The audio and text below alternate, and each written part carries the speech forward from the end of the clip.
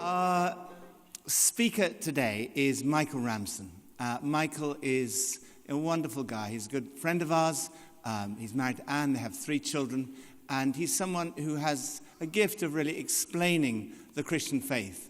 And he travels all around the world. He runs an organization which is based in Oxford. And he has an extraordinarily busy schedule of international travel. Many of you will know Amy Orr Ewing because she spoke at Focus and is often involved here. And Amy actually works for Michael. And we're so thrilled that Michael has taken time in his very busy schedule to be with us today. So would you give a very warm welcome to Michael Ramsden.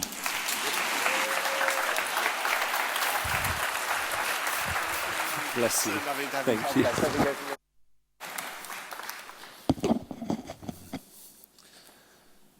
I've realized as I was just getting ready to come up here to speak to you that I was causing some speculation by the people sat next to me by the fact that I also had a mug with something in to drink while I'm talking to you. And I think there was some question about what might be in this mug. Someone suggested whiskey. I'm sure you're all familiar with the name Winston Churchill, great leader, orator, and amongst other things, king of the one-liners. And shortly after he'd stepped down from his political duties, he was asked to speak at his old school, and they had all the dignitaries and the headmasters and all the senior figures of the school lined up on the platform, all sat in chairs, and he was sat in the middle. And it was about 11 o'clock in the morning, which is a little bit early, but the headmaster, knowing Churchill, just said to one of his students, "Go get the whiskey decanter from my study, bottle of water, some glasses, and just see if everybody would like some." And when it came to Winston Churchill, he did actually pour himself quite a generous measure, very small amount of water. The tray then proceeded down the line to a Methodist minister who was connected with that school, who looked in disgust at the bottle in front of him and said in a rather loud voice, "I would rather commit adultery than drink from that bottle." At which point Winston Churchill leant forward and said, "Oh, I didn't know there was a choice." The simple truth is that I'm coming down with a cold, and so in order to keep my voice in action, I'm just sipping hot water. At least that's the story I'm sticking with. And so it's for reasons of volume rather than lucidity that I'm actually drinking it. It's a great delight for me to be here and to speak here with you for all kinds of reasons. One, we have many friends who are connected with this particular church, and also because a lot of things that have come out of this church have been a blessing to me and to my family. And I was sharing in the first service how back in 1994 I got involved myself in running an Alpha course, and from that day was utterly sold on how that course works and runs.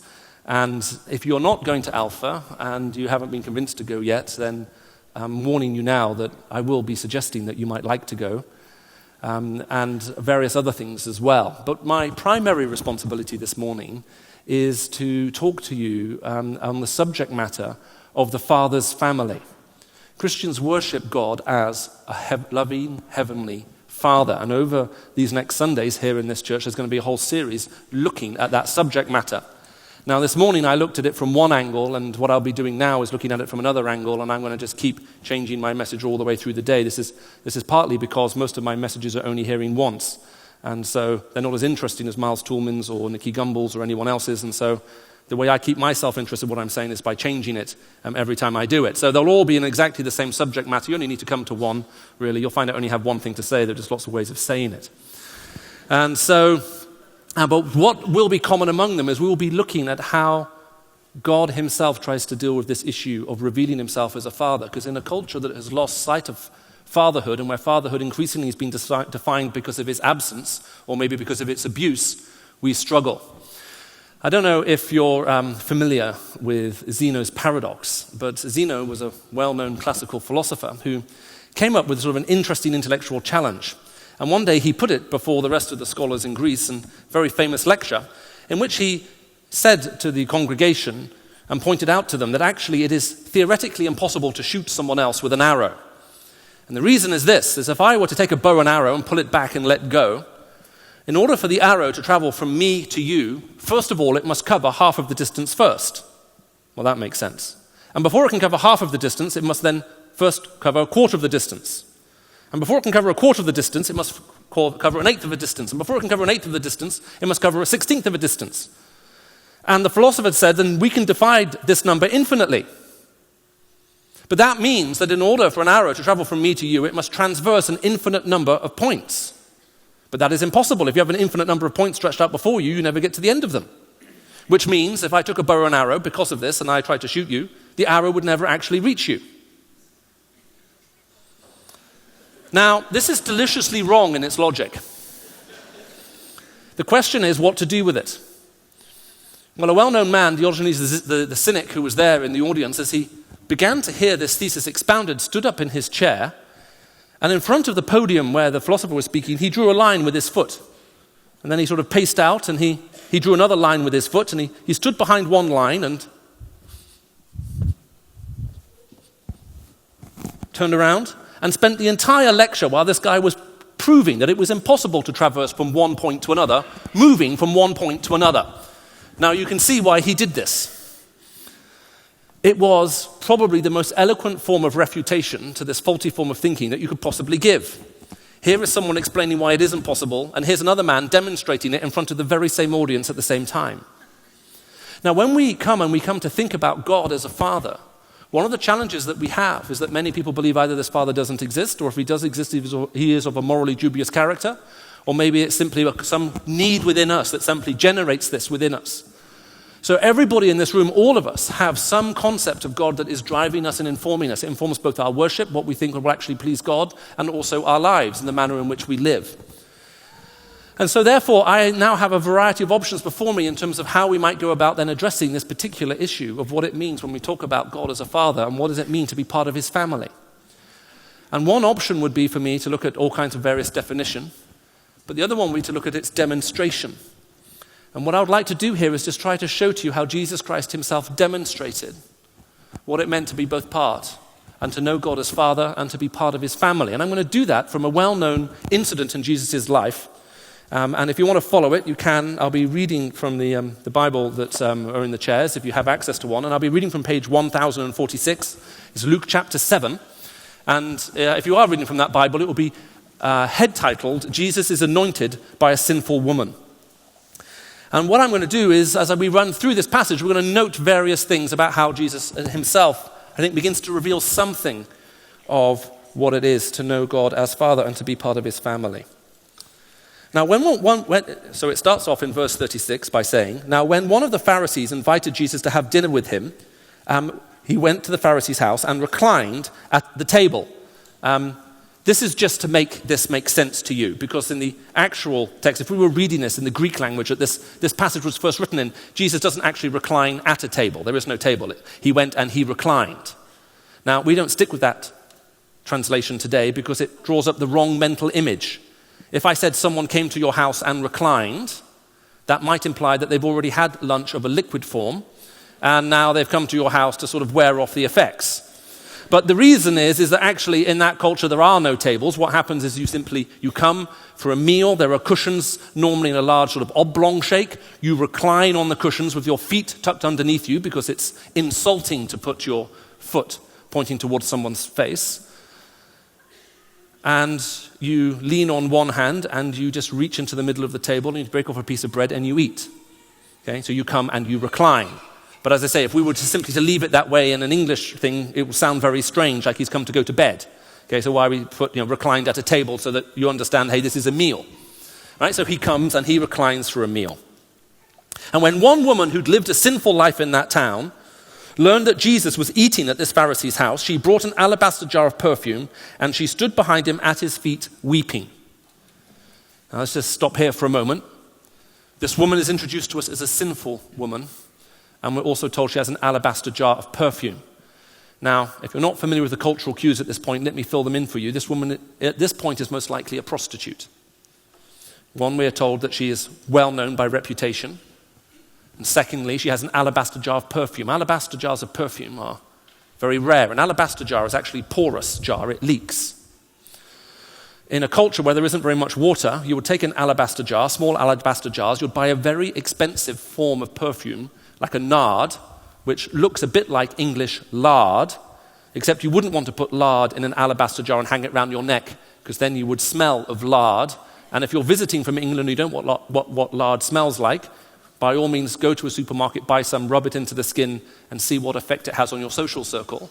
But generally speaking, what you would do is you would take this perfume, it's that kind of consistency, it's like solid, and you put it in the jar, you put the stopper in, your body heat heats the nard begins to melt, it fills the pores of the alabaster jar, it's porous, it leaks, and the perfume fragrances the whole body.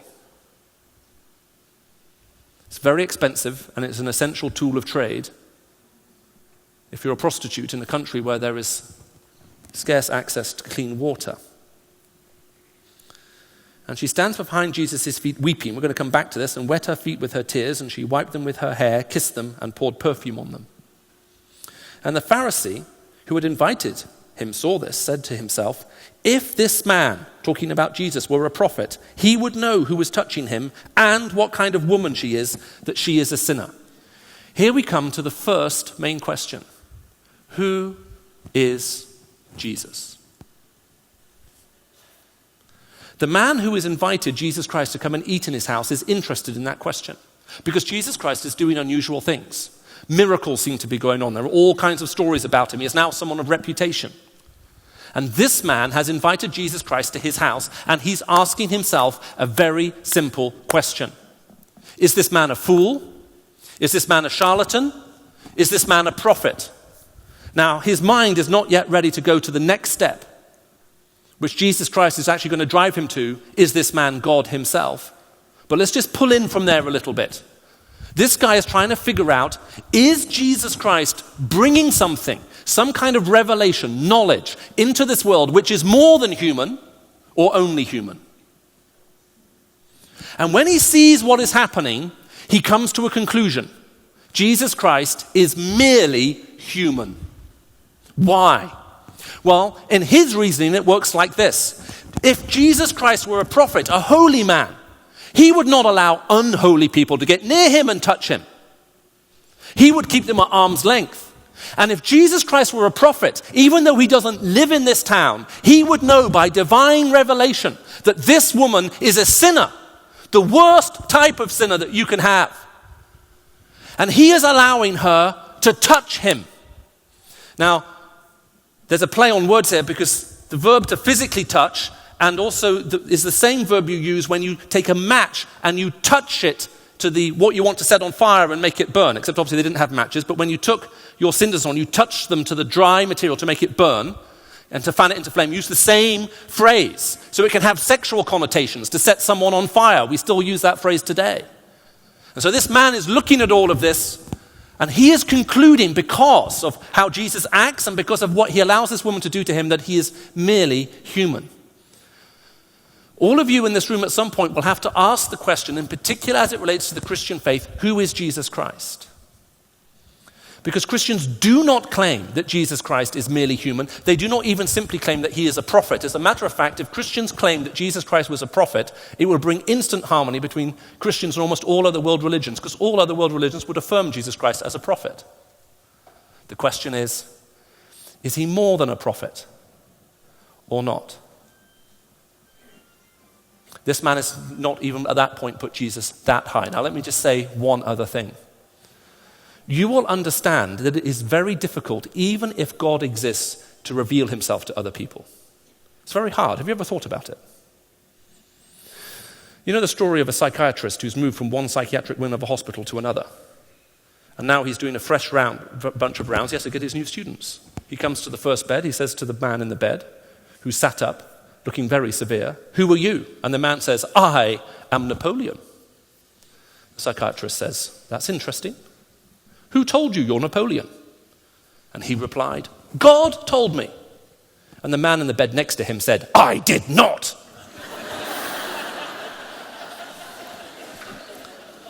Anyone can claim divinity. The question is, how would you meaningfully sustain it? What would have to take place in order for a claim not simply to bring revelation about God, but to actually be God, what would need to take place in order to establish it? Well, if you've never looked into that question in detail and you want to know how Jesus Christ did precisely that, then let me commend the Alpha course to you. Because the talk that comes up this next week is called Who is Jesus? And so if you're interested in looking into the evidence for that, what Jesus actually claimed, what did it actually mean, why don't you come along and find out? It is still free, right? It's free.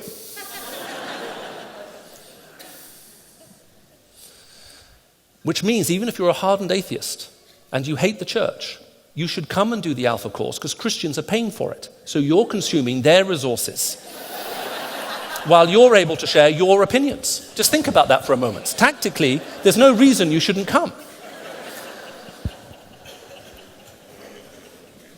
Jesus, however, notice this, turns to Simon knowing what Simon is thinking. So the man who thinks in his heart, if Jesus were a prophet, he would know who was touching him and that she is a sinner. Jesus knows what this man is thinking. That's incredible. The idea that someone knows every thought that passes through your head is a terrifying one. Ask any husband.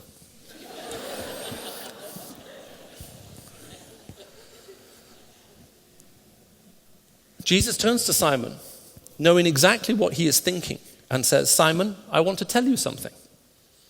Tell me, teacher, he says. 2 people owe money to a certain moneylender. This is a strange story. One owed him 500 denarii and the other 50. Neither had the money to pay him back, so he cancelled the debts of both. Now, which of them will love him more? 2 people are in debt. The debts of both are cancelled. What is the appropriate response to having a large debt cancelled? Now, I know in the Western world it's very hard of us to think about us having large debts or governments having large debts. What is the appropriate emotional response to large debts being cancelled? The answer is...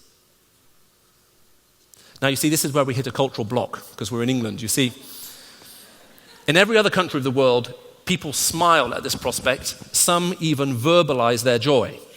In England, we only do that when we're watching football, because generally we're so scared to show our emotions. It's only when we're watching people kick around a dead pigskin that we fall into each other's arms, start crying and kissing each other. But if there was ever a time to fall into people's arms, start crying and kissing each other, this is it. And so the man says, well, that's simple. The one who had the biggest debt, he will fall most deeply in love. Jesus now turns to this woman. So he's looking at her while speaking to him. Now, when you read anything, tone is very important. I can remember the first time I started reading through Umberto Eco's novels, which I don't know if any of you have read. I read all of them. I absolutely love his writing. It took me a while to realize that he has a very dry sense of humor. And actually, some of what he says is very tongue-in-cheek, and you're allowed to laugh out loud at it. Does it make sense? I had to tune into his voice to realize, oh, this is the way in which he's saying it, because the way in which you say something affects its meaning. So, imagine you invited me to your house. If you invite me to your house for a meal, we have a little cultural exchange that goes on, and it's always the same. I come and I knock on your door. The next thing that happens is you open the door. After you open the door, you say, come in. After I come in, you say, may I take your coat? Because it's always raining in this country. After you've taken my coat, you then say, would you like a drink? And then after you got my drink, you say, would you please have a seat? And then you say, the food is now ready. Okay? That's how it works. Imagine you go to someone's house, having believed that you've been invited for dinner, you knock on the door and they say, oh, it's you. They don't invite you in. You come in on your own. You hang up your own coat. You find your own drink. They don't offer you a seat. And they make a point of blanking you in front of all the other guests they've invited for dinner that night. What do you conclude from the invitation? Because Jesus Christ now does something which is utterly bizarre in the culture he is in. He's about to criticize his host's hospitality. And if you know anything about Asian culture, Middle Eastern culture, African culture, you never, ever criticize your host's hospitality in front of his guests. And this is what Jesus then proceeds to do. But what tone of voice do you think he has? He is looking at the woman and he says to Simon, Simon, do you see this woman? I came into your house, you do not give me water for my feet, but she wet my feet with her tears and wiped them with her hair. You did not give me a kiss, but this woman from the time I entered has not stopped kissing my feet. You did not put oil on my head, but she poured perfume on my feet. Do you think he's shouting at her? He will be speaking with gentleness, tenderness, and there will be pin-drop silence in the room. You see, this woman was here at the party before Jesus. We know that because Jesus says, from the time I entered this room, this woman has not stopped looking at me. Look, if I said to you, from the moment I entered this place, you did not stop looking at me, who was here first? The answer is, well, you were there first. I came in. This woman is at this place before Jesus. Jesus enters, and she sees how he is treated. In the Middle East, you give a kiss. That's how you greet people. Multiple kisses. When we share the peace in the Middle East, after my conversion, having lived all of my life in Saudi Arabia, that's how you gave one another a greeting. You kissed them. When I became a Christian and joined the church, that's what you did. You went around kissing everybody during the peace. Let's offer one another a sign of peace. You threw your arms around people and you kissed them. A friend of mine was visiting England once and he forgot this, that in England, in Anglican churches by and large, when the peace is offered, handshakes are exchanged. So he turned around, a woman was there behind him, so he leant over and gave her a big kiss. She was meant to turn her cheek, right, to get the kiss on the other side, but she froze solid. At this point, he kissed her full on the lips. At this point, her husband turned round. This was an interesting cultural exchange. The basic greeting is you give a kiss. Welcome, acceptance, peace. The next thing you do is you give people water, a small amount of water to wash their hands and their feet. Why? Well, this is a dusty, dirty climate. People wear sandals. They are open. It's hot, it's sweaty, it's dusty. Have you ever worn open sandals in a hot, dusty, sweaty climate? It all gets a bit slippery down there. So just imagine the picture. You're coming to eat. Forget about your hands being dusty for a moment. You've got hot, sweaty feet that have been coated in dust, and the dust goes into the sweat, and then the dust sort of gets a bit slippery and slimy, and you get more dust that sticks to that, and so on. It's a cumulative effect. And then you recline on cushions to eat. But because it is rude to show the space of your foot to anyone else, that would be considered an insult, you always tuck them up underneath you, and you sit on your feet. Now imagine you've got brown, dirty, sweaty, wet feet. You're wearing the traditional white garment. You sit down on your feet. When you stand up, it looks like you've had an accident. And it's smelly. It's not good for the cushions. And if you're into interior design like I am, those cushions, they're expensive to replace. So you allow, as a minimum, people to wash their feet and their hands. They're eating with their hands, they're sitting on their feet. Of course that's what you're going to do. But no such courtesy is extended. And this woman cries. She sees that Jesus is not greeted with a kiss. He has given no water for his feet. And as a guest of honor, he may have even had his head anointed with oil. But they have neither honored him, nor greeted him, nor even given him the most basic courtesies. And when she sees this, she breaks down and she cries. Here's the second big objection that some people have. But this is what the Christian faith is all about: emotional manipulation. You make people feel guilty. You make people feel bad. Then you talk to them about forgiveness. They're grateful. Then you make them give. Now they're financially tied in. They start giving money to churches that put on free programs for atheists to come along and eat the food. But that's not what's happening here. The reason we know that's not what's happening here is because of the illustration that Jesus gave about the moneylender, and then what he goes on to say.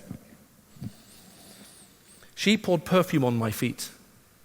Well, there's only one perfume she's got with her. Guess what it is? It's that little alabaster jar that's hanging around her neck, which is the most basic tool of her trade. That's the only perfume she's got.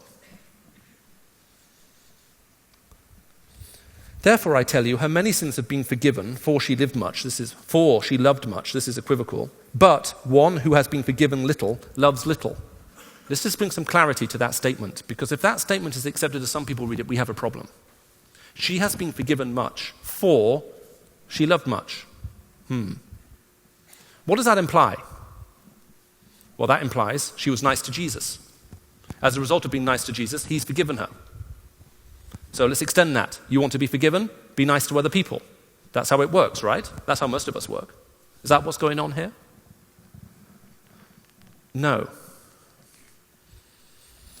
Jesus told a story about two people who owed money. Both are forgiven. One a lot, one a little. The one who's been loves the most, Jesus says, is the one who's been forgiven the most. What comes first, forgiveness or love? And the answer is, well, you receive forgiveness first. Your love is in response to the forgiveness you have received. Then Jesus says, but if you've been forgiven little, you love little. What comes first, forgiveness or love? Well, forgiveness, but this time of a smaller amount and therefore a smaller response. Jesus is now explaining this woman's tears. And he says to her, I tell you, her many sins have been forgiven. So we might more accurately say, therefore, she has loved much.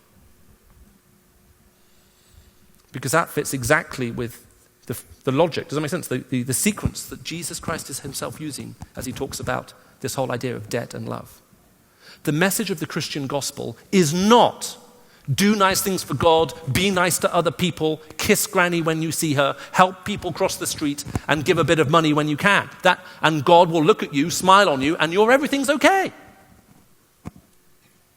That is not the gospel. The Christian gospel, the Christian good news is, before we even knew we needed to be forgiven, God wanted to forgive us. This story assumes that this woman has already heard Jesus Christ talking about forgiveness, because it's not very clear. It is clear actually in the middle, where it's in the past tense.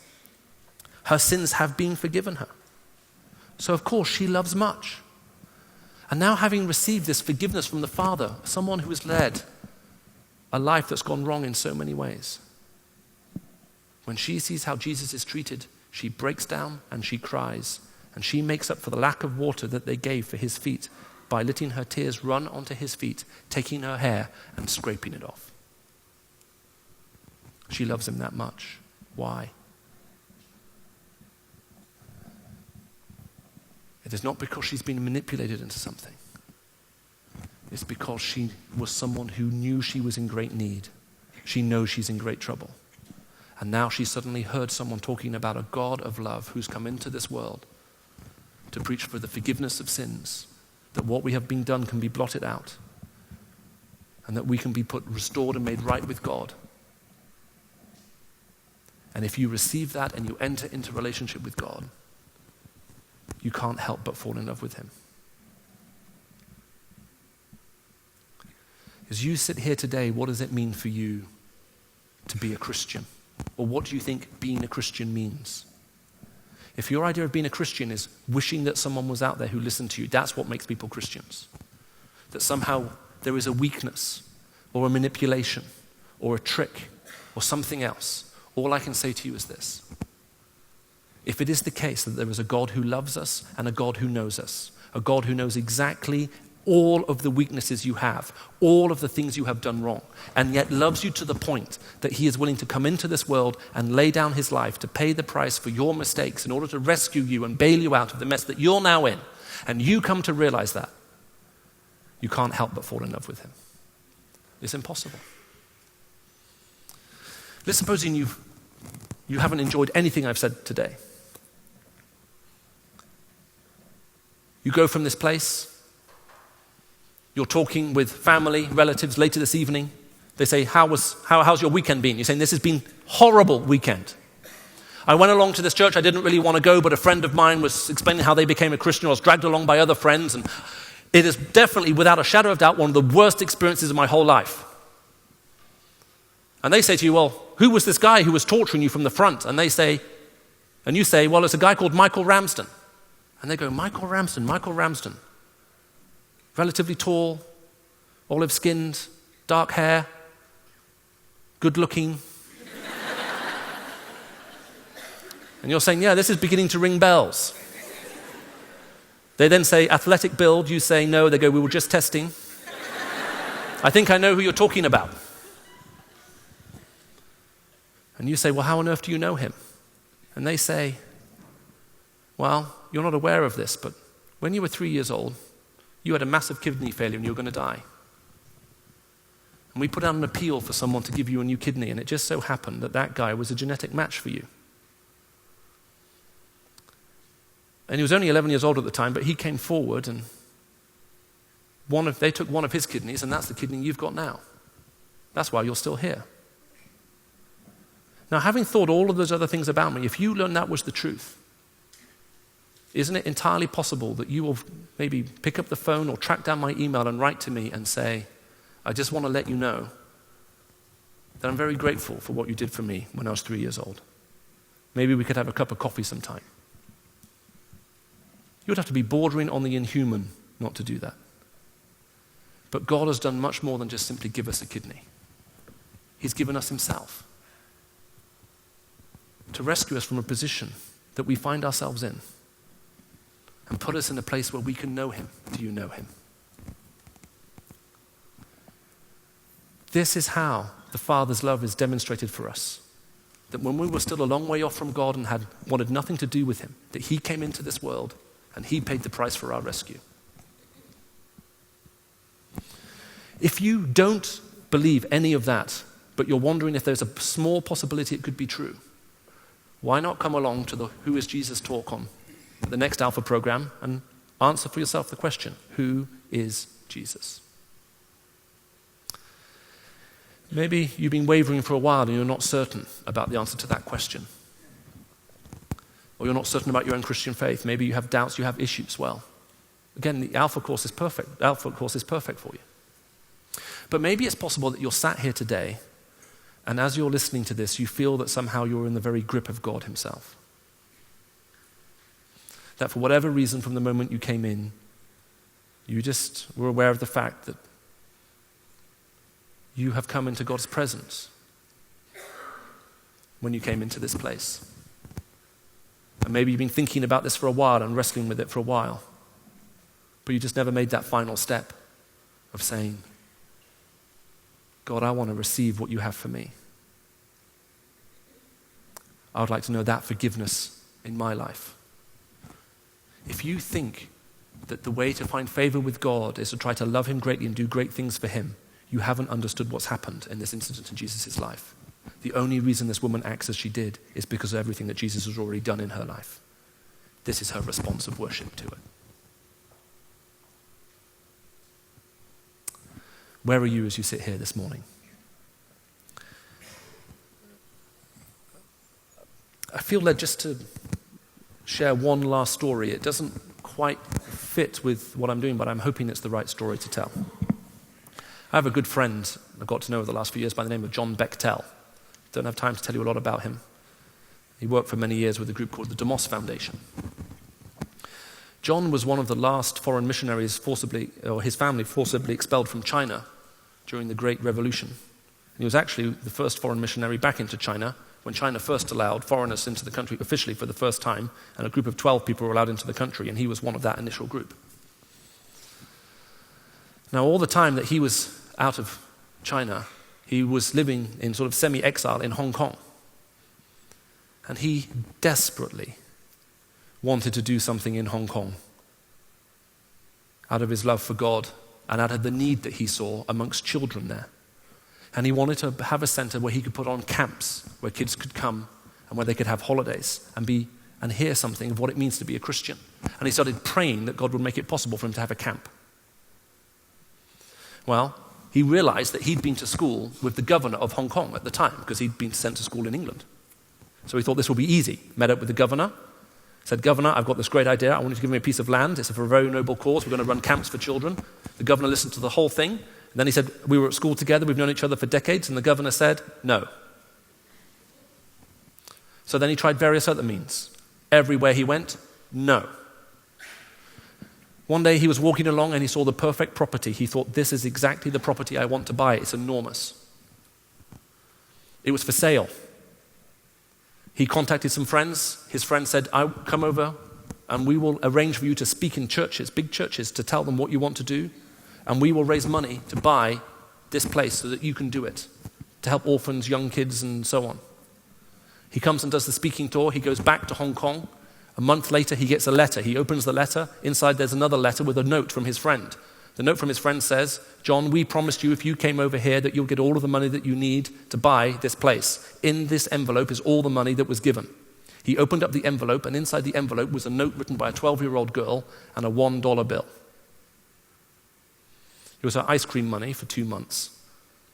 She'd been saving it, and when she heard about what was happening, she mailed it to him. To say that he was disappointed would be an understatement.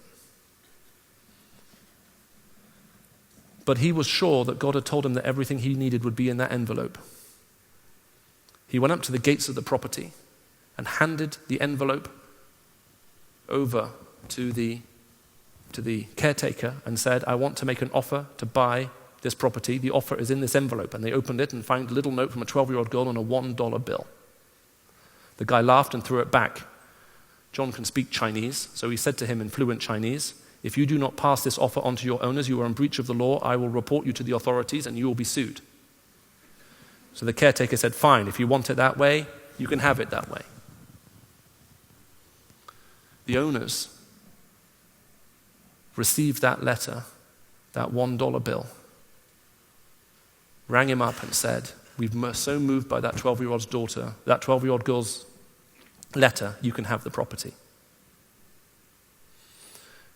A few years ago in Hong Kong, they filled a football stadium with the children who'd passed through that camp in the last 30, 40 years.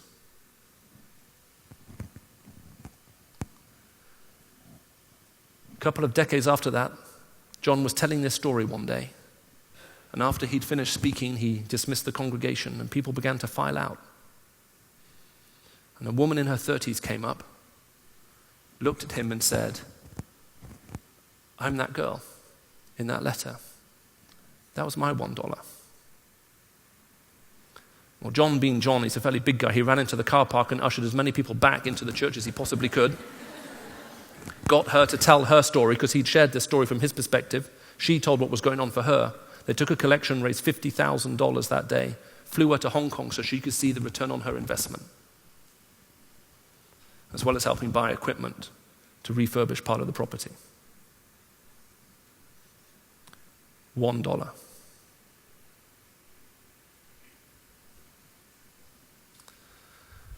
As I'm here this morning, I'm sure that there are some of you who are convinced that you have very little to offer. And you're either sitting here as a Christian or maybe as a non-Christian thinking, well, even if I did get involved in this, it wouldn't make any difference because I'm simply not important enough.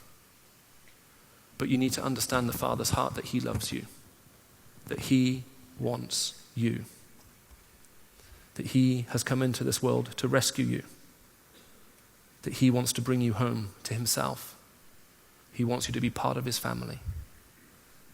And once you're part of his family, it doesn't matter how small it is that you feel you have to offer, when you put it into his hands, he can do amazing things with it. As you sit here today, are you aware of the fact that you need to put your life into God's hands? I'm wondering if I could ask you just to bow your heads for a moment. I'm going to just offer a prayer for those of you who know that you're at that point on the outside looking in, and you know that God has called you here because he wants you. So whether you're here, whether you're on one of the other campuses watching, I'm going to offer to pray. Now for those of you who are here, what I would just say, and also in the other places, if you know you're in that place where you need to say yes to him and fully put your life and what you have into his hands, that you may know this new life from him, I'd ask you just to raise your hand and I'll pray for you, and then I'd love to see you briefly afterwards. Yes, I can see over here. And in the other campuses, as you do the same, other people will just make sure. Are there other people? Yes, down here. Are there any others? Yeah, okay, I can see sort of up in the balcony. It's hard, and also down here at the front. Yeah, and I can see across at the back there and there too. And across over here. there are others? Yes. I'm going to pray with you. It's just a very simple prayer of thanking God for what he's done and why he's come. I'm praying that you will learn to put whatever you have, including your life, into his hands and follow him as you receive that new life from him. And then we're going to just pray that you may know what it is to be filled with his Spirit and to have that sense of assurance from him. Let's just pray together. Dear Heavenly Father, I thank you for each person in this place today.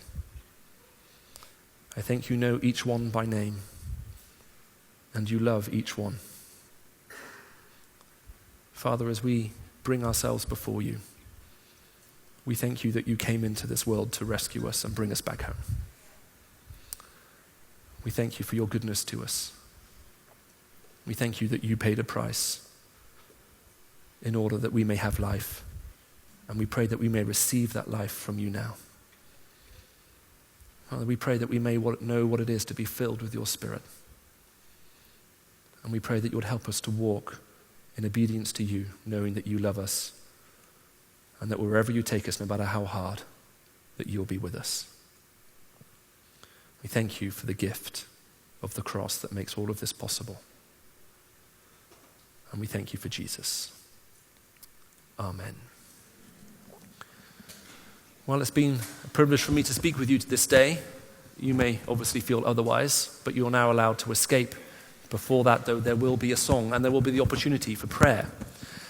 I'm going to hand back over to the other campus leaders now in the other venues so that you can just take it from here. And I know from here now, I think if I just hand it back over to the leadership here, we're going to have time of worship and then there'll be opportunity for further prayer. One last thing, if you would like to talk with me, maybe you would like to come and disagree with me, maybe you have a question you felt that you'd like me to try to answer for you, or maybe you'd like me to pray with you, I'll be just down here at the end of this service, and that will be my delight to do so. But may God bless you and thank you for listening so well.